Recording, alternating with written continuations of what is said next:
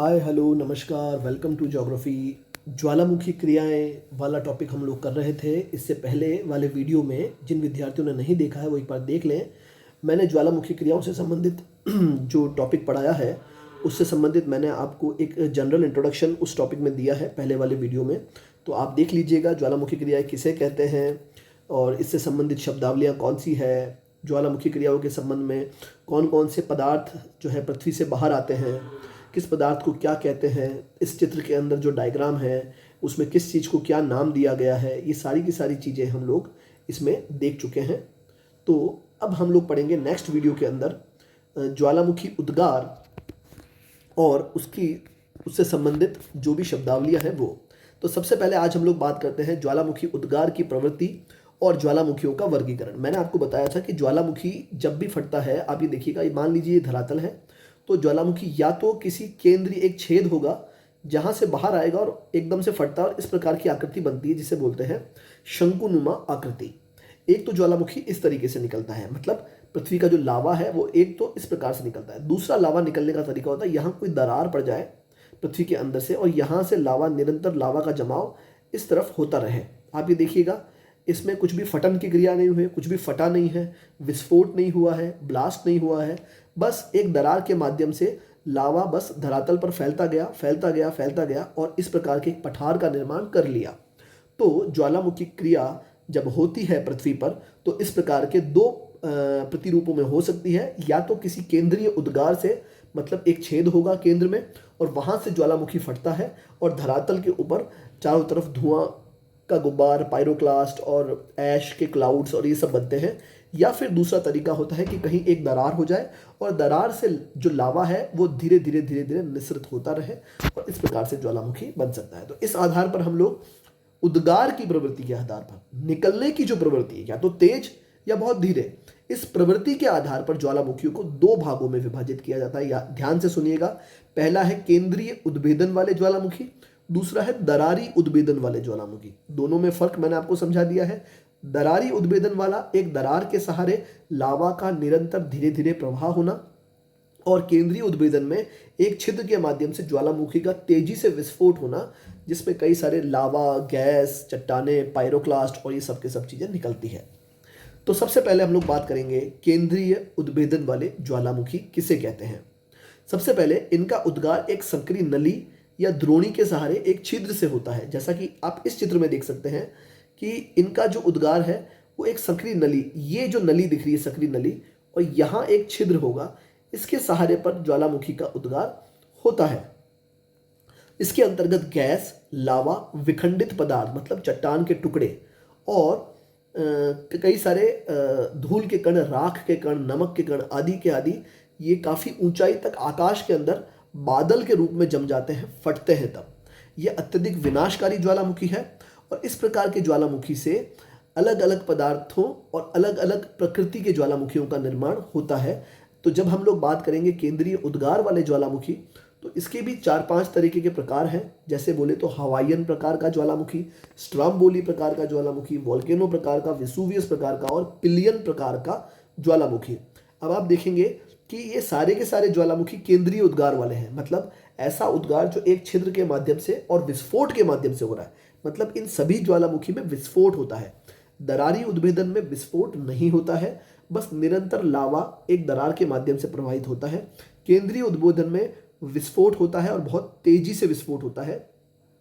तो अब हम इसमें देखेंगे कि हवाईयन प्रकार का ज्वालामुखी क्या होता है। सबसे पहले तो अमेरिका में एक राज्य है जो प्रशांत महासागर में स्थित है जिसे बोलते हैं हवाई। हवाई एक राज्य का नाम है, प्रशांत महासागर का एक द्वीप है जहां पर कई सारी ज्वालामुखी क्रियाएं होती रहती हैं। तो वहां पर एक प्रकार का ज्वालामुखी है, वहां पर एक हवाई नाम का ज्वालामुखी है जो काफी शांत है और इसमें लावा पतला होने के कारण गैस की तीव्रता कम है, तो विस्फोट बहुत तेज और बहुत भयानक नहीं होता है। पर केंद्रीय उद्गार का ज्वालामुखी है हवाई। दूसरी बात करें स्ट्राम्बोली प्रकार का ज्वालामुखी, भूमध्य सागर में सिसिली द्वीप है, उसके उत्तर में एक लिपारी द्वीप है। ये थोड़ा सा करेक्शन आप यहाँ कर लीजिएगा, ये कई बार टाइपिंग मिस्टेक हो जाता है, लिपारी द्वीप है। उस लिपारी द्वीप में एक ज्वालामुखी है जिसे बोलते हैं स्ट्राम्बोली। तो ये जो स्ट्राम्बोली ज्वालामुखी है, इसमें क्या होता है, विस्फोट होता है। हवाईयन ज्वालामुखी से थोड़ा ज़्यादा विस्फोट होता है और लगातार और रुक रुक कर इसमें से गैसेस निकलती है। तो इस प्रकार के ज्वालामुखी को बोलेंगे स्ट्राम्बोली प्रकार के ज्वालामुखी। फिर आते हैं वोल्केनो प्रकार के ज्वालामुखी। तो सबसे पहले तो ज्वालामुखी से बहुत भयंकर विस्फोट के साथ और अधिक तीव्रता से कई सारे पदार्थ बाहर निकलते हैं। उसके पश्चात राख के कण, धूल के कण विशाल बादल के रूप में ज्वालामुखी के ऊपर छा जाते हैं। एक फूल गोभी की जैसी संरचना का निर्माण होता है। लिपारी द्वीप के अंदर ही एक और ज्वालामुखी है वोल्केनो। उसी के आधार पर इस प्रकार के ज्वालामुखी का नामकरण वोल्केनो तुल्य ज्वालामुखी किया गया है। फिर हम लोग बात करते हैं विसुवियस प्रकार का ज्वालामुखी। गैसों की तीव्रता के कारण लावा का जो भयंकर विस्फोट होता है। देखिएगा, मान लीजिए धरातल का ये क्षेत्र बंद है और इस बंद क्षेत्र के अंदर जब गैसेस बहुत सारी इकट्ठी हो जाती है, जब गैसेस फटती है तो बहुत तेजी से एक बहुत बड़ा विस्फोट होता है और इस तेजी से और बड़े विस्फोट को विसुवियस प्रकार का ज्वालामुखी कहते हैं। एक भूगोलवेत्ता थे पिलनी, जिनका नाम था पिलनी, या यहाँ पे नाम लिखा हुआ है पिलनी। इन्होंने सबसे पहले इस प्रकार की ज्वालामुखी को देखा था, ऑब्जर्व किया था, इसलिए इसे पिलनी प्रकार का ज्वालामुखी भी कहा जाता है।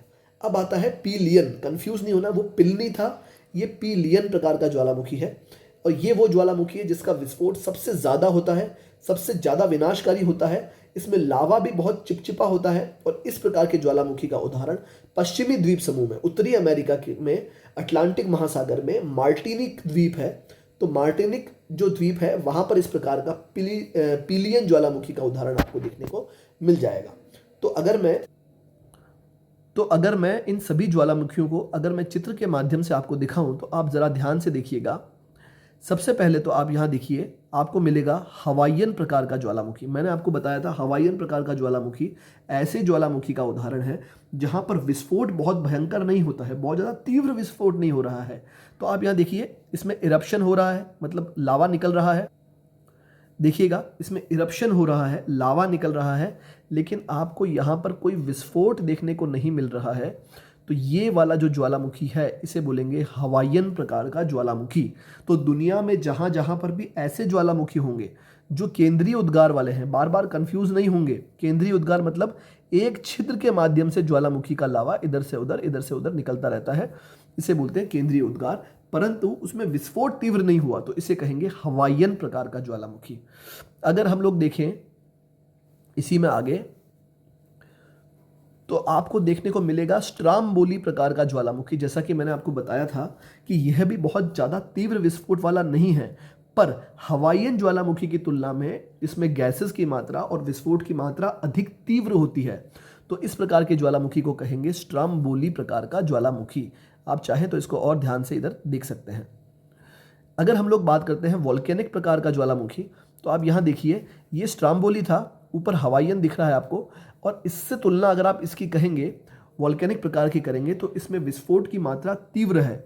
आप देखिए, जस्ट ऊपर ज्वालामुखी के ऊपर फूल गोभी नुमा संरचना सी बन जाती है, बादल बन जाता है, गैस का गुब्बार बन जाता है, धूल के कण, राख के कण आदि वहाँ पर इकट्ठे हो जाते हैं।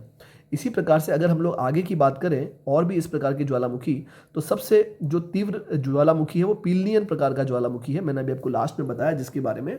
आप देखिएगा, ये कोई धरातल है और यहाँ से केंद्रीय उद्गार से ज्वालामुखी का लावा इतना तेजी से फैलता है और इसमें से गैसेस के कण, जलवाष्प के कण, धूल, मिट्टी और चट्टानों के जो पदार्थ हैं वो ज्वालामुखी में बहुत ऊपर की तरफ, बहुत ज़्यादा ऊपर तक ये जाते हैं और फूल गोभी नुमा एक बड़े से गुब्बार का निर्माण कर देते हैं। और ये सबसे ज़्यादा विस्फोटक होता है, सबसे ज़्यादा भयंकर होता है। इस प्रकार के ज्वालामुखी को कहते हैं पीलियन प्रकार का ज्वालामुखी। तो इस प्रकार से ये ज्वालामुखी के चित्रों के माध्यम से मैंने आपको समझा दिया है कि ये जो पांचों के पांचों ज्वालामुखी हैं, जो कि एक केंद्रीय उद्गार वाले ज्वालामुखी का ही उदाहरण है, चाहे हवाईयन प्रकार का ले लीजिए, स्ट्राम्बोली प्रकार का ले लीजिए, वोल्केनो प्रकार का, विसुवियस प्रकार का, या पीलिनियन प्रकार का ज्वालामुखी आप ले लीजिए।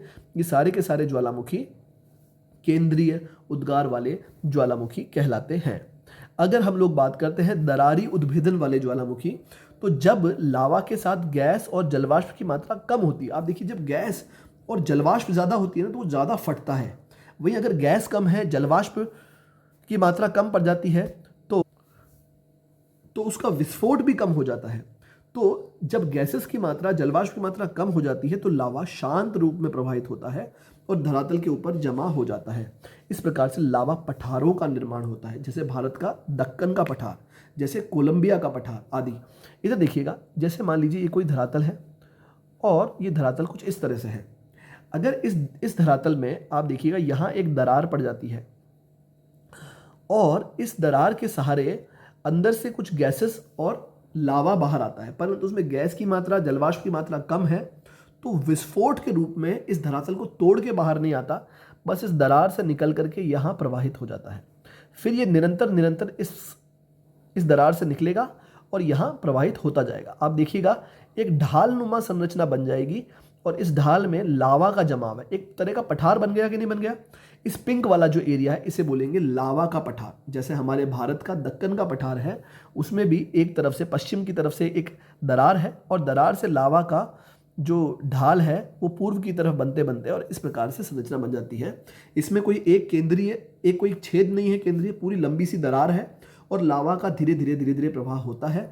लावा बेसिकली पतला होने के कारण एक जगह इकट्ठा नहीं होता है, अपितु फैल जाता है। आप देखिएगा, एक तो आप गोंद की जो होती है बोतल, आप उसमें से गोंद निकालिए, वो वहीं का वहीं इकट्ठा होकर के एक पहाड़ जैसा बन जाता है। वहीं एक पानी की बोतल लीजिए, पानी को डालिए तो पानी बिल्कुल फैल जाता है ना। वैसे लावा अगर पतला होगा तो फैलेगा, तो पठार का निर्माण करेगा। लावा अगर गाढ़ा होता है, मतलब लावा अगर अम्लीय है, तब तो पर्वतों का निर्माण करता है। लावा पठार और लावा पर्वत।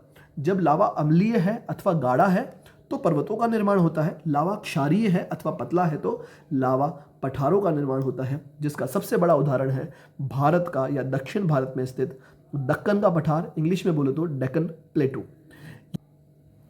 ये हो गया है हमारा दरारी उद्भेदन और केंद्रीय उद्भेदन वाले ज्वालामुखी।